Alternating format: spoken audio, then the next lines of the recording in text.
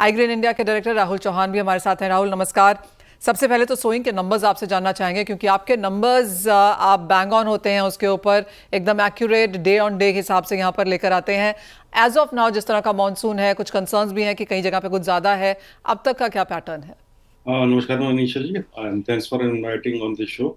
देखिए, मानसून इस बार समय से पहले आया है और अभी जो रिपोर्ट्स आ रही हैं वो कुछ जगह रुका भी है। तो ये काफ़ी अच्छी खबर है कि समय से पहले मानसून आ गया है और जो रबी जो खरीफ की जो स्विंग प्रक्रिया है वो भी रफ्तार से चलेगी। अब ये देखना होगा कि किसान किस फसल को किस प्रकार से प्राथमिकता दे सकता है।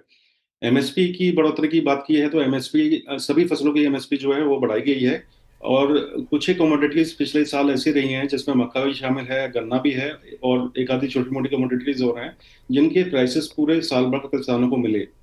और दूसरी कमोडिटीज की अगर बात करते हैं, जैसे तुअर है, उड़द है, मूंग है, इसके प्राइसेस और धान भी है जो खरीफ में आने वाली है, इसके प्राइसेस किसानों को पूरे साल भर नहीं मिले। तो इस साल मुझे लगता है कि कुछ एरिया में तब्दीली आ सकती है जो हम्म। प्राइसेस के ऊपर ड्रिवन होंगे फुली। मक्का का एरिया मेरे आप कह रहे हैं कि दालों के बुआई का इलाका गिरेगा? गिरना चाहिए और वो मक्के को जाएगा? और वो मक्का में जाएगा, खासकर महाराष्ट्र में, कर्नाटक में, जो तुअर के प्रमुख उत्पादक राज्य हैं, और एमपी में भी है जहाँ पर उड़द होती है, वहाँ भी हम मक्का में एरिया कन्वर्ट होता हुआ देख सकते हैं। राहुल, यही चिंता सोयाबीन वालों को है, यही चिंता कॉटन वालों को भी है कि उनका एरिया भी मक्के को जाएगा। जी। एज ऑफ नाउ जो पैटर्न है उसमें वो नजर आता है। अभी तो बुझाई आंकड़े अभी आए नहीं है, अभी तो जस्ट एक प्रिपरेशन हो रही है। हम्म। बट अभी महाराष्ट्र ने आंकड़े कुछ दिए हैं तो उसमें अभी मतलब और स्टडी करने की जरूरत पड़ेगी, अभी तो बहुत इनिशियल स्टेज है। हम्म।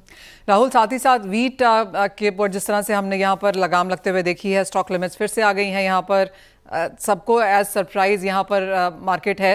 किस तरह की अराइवल्स बाजार में, रादर अराइवल्स भी नहीं, किस तरह का आप ओपन मार्केट में अब यहाँ पर ट्रेड बनता हुआ देख रहे हैं? देखिए, वीट एक पूरे साल भर ऐसी कमोडिटी रही है जिसके प्राइसेस कम से कम 2 साल से जो है उच्चतम स्तर पर पहुंचे हैं।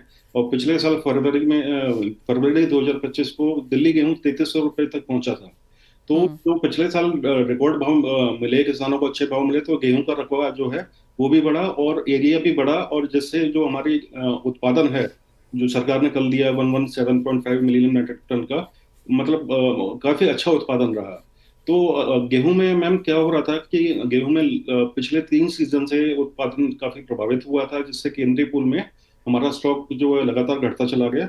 लेकिन इस बार स्थिति एकदम बदलती हुई नजर आ रही है और हमारे इस साल जो प्रोक्योरमेंट है वो 300 लाख टन से मामूली से नीचे है, जो एक काफी कंफर्ट लेवल हम लेके चल सकते हैं। अगर हम पिछला साल स्टॉक मिलाएं अप्रैल को जो था और अभी जो सरकारी खरीदी गई है, तो एक सेटिस्फैक्ट्री लेवल पर गवर्नमेंट के पास स्टॉक दिखाई दे रहा है, जो पिछले 2 सालों में नहीं था। तो हम्म। इस वजह से जो, जैसा आपका नेक्स्ट सवाल स्टॉक लिमिट को लेकर होगा, स्टॉक लिमिट शुरुआत 12 जून 2023 को शुरू हुई थी। उसके बाद लगातार जो है लिमिट्स में बदलाव किए गए और हम्म। लास्ट जो रबी 24 सीजन था उसमें 24 जून को स्टॉक लिमिट लगी थी, जो इस पर पहले लग के 28/5/25 को आ चुकी है, लगी है। हम्म। लिमिट्स वगैरह सेम हैं जो इनिशियली हुआ करती थी। बट इसमें देखिए, देखने वाली एक चीज है कि जो आपको स्टॉक लिक्विडेट करना है उसके दिन घटा के 15 दिन किए, जो जी। लास्ट ईयर 30 दिन थे। इसका मतलब सरकार जो है चाहती है कि जो निजी व्यापारियों के पास जो माल है वो जल्द से जल्द बाजारों में उतरे। अगर मैं क्वांटिटी की बात करता हूँ, जो एलोकेशन मिला है 3,000 मेट्रिक टन ट्रेडर्स को दिया है, 70% मिलर्स की जो मिलिंग कैपेसिटी है उसका दिया है। इतनी हम्म। मात्रा में ना ही ट्रेडर अपने पास गेहूं रखता है और ना ही कोई मिलर इतनी बड़ी क्वांटिटी में रखता है। तो इससे बाजारों पर जो असर पड़ना चाहिए था, मुझे लगता है अभी वो पड़ा नहीं। नहीं पड़ा। वो हमने प्राइसेस में आता हुआ भी देखा है। राहुल, आपसे विदा लें उससे पहले ऑफ कोर्स आपके पास बहुत सारी खबरें यहाँ पर पहले आ जाती हैं। Edible oil duty, yellow peas extension 31 मई, इन दोनों में कुछ सुन रहे हैं आप? देखिए मैम, येलो पी एक्सटेंशन क्या होता है, 7 बार बढ़ चुका है येलो पी एक्सटेंशन, लेकिन जब भी वो बढ़ता था वो 10-15 दिन पहले आ जाता था। लेकिन इस ओके। बार अब केवल 2 दिन बचे हैं, तो मुझे लगता है कि शायद नहीं आएगा। हाँ, कुछ ना कुछ इम्पोर्ट ड्यूटी लगाकर ओके। जो है इम्पोर्ट चालू रखेंगे।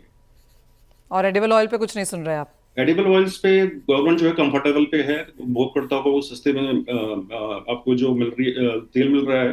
तो मुझे लगता नहीं कि एडिबल ऑयल्स के इम्पोर्ट नियमों में कुछ बदलाव किया जाएगा।